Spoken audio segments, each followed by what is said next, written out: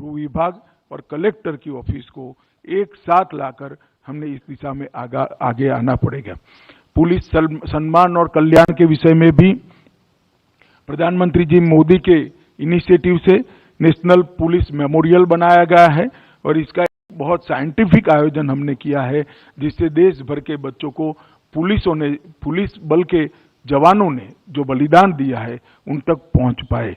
31 अक्टूबर को हम राष्ट्रीय एकता दिवस के रूप में मनाते हैं और इसके साथ साथ देश भर के युवाओं को सरदार पटेल के व्यक्तित्व से प्रेरणा लेकर देश की एकता और अखंडता के साथ अपना आने वाला जीवन वो बिताएं, इस प्रकार की प्रेरणा देने का एक प्रमुख मंच 31 अक्टूबर के राष्ट्रीय एकता दिन को बनाने में हमें सफलता मिली है। मित्रों, हमने आयुष्मान CAPF की योजना बनाई है। मेरा सभी राज्यों से आग्रह है कि इसका स्टडी कर राज्य की पुलिस के लिए भी आप इसको एडॉप्ट कर सकते हैं और इसको आगे बढ़ा सकते हैं।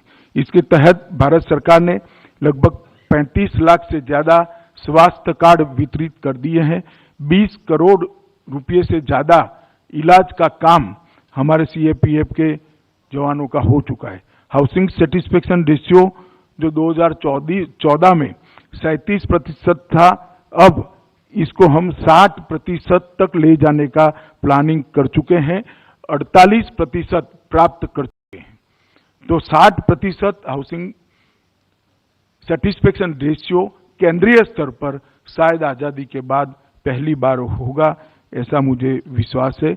मित्रों, हमारे सामने ढेर सारी चुनौतियां हैं। हमने रीजनल अप्रोच की जगह थीमेटिक अप्रोच पर जाना पड़ेगा।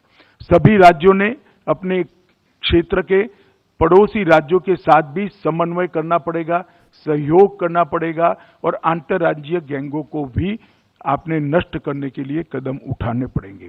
भारत सरकार की सभी एजेंसियां, चाहे इंटेलिजेंस ब्यूरो हो, चाहे NIA हो, चाहे BPRND हो, चाहे NCRB हो, आप लोगों की सदैव सहायता के लिए तत्पर है। मोदी जी के नेतृत्व में हम एक शांत और समृद्ध सुरक्षित भारत बनाने के प्रयास में कुछ नहीं छोड़ेंगे, ऐसा मुझे विश्वास है। मित्रों, ढेर सारी चीजें ये 2 दिन में हम चर्चा करने वाले हैं और इसके माध्यम से हम आने वाले दिनों में किस प्रकार से सबके संयुक्त प्रयासों से देश की सीमाओं को भी सुरक्षित रखें और देश की आंतरिक सुरक्षा को सुदृढ़ करें और एक निर्भय होकर जीने वाला समाज हम बना पाए, इसके लिए हम सब ने एक साथ काम करना पड़ेगा। कुछ चीजें बहुत महत्वपूर्ण आएगी, जिसमें कुछ पुलिस स्टेशन से लेकर राज्य सरकारों ने इनिशिएटिव लेना पड़ेगा। जैसे जैसे सत्र आएंगे इस पर भी मैं बताता जाऊंगा, परंतु आप सभी लोगों से ये अपेक्षा है कि ये जो चिंतन शिविर है उसका सुफल है, इसका विचार का अमृत है, ये थाने तक पहुंचाने में हम प्रोएक्टिव रहे, तभी जाकर इसको हमारे उद्देश्य को सिद्ध कर पाएंगे। और मोदी जी ने 2047 का जो गृह विभाग के लिए लक्ष्य तय कराए हैं, वो लक्ष्यों की हम सिद्धि कर पाएंगे।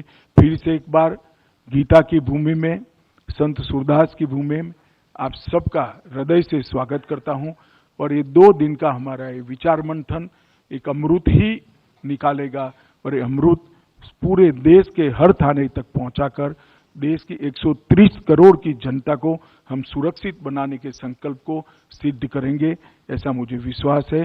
फिर से एक सभी का जो लोग यहाँ उपस्थित है उनका स्वागत कर मेरी वाणी को विराम देता हूँ। वंदे मातरम। बहुत बहुत आभार माननीय गृह और सहकारिता मंत्री भारत सरकार श्री अमित शाह।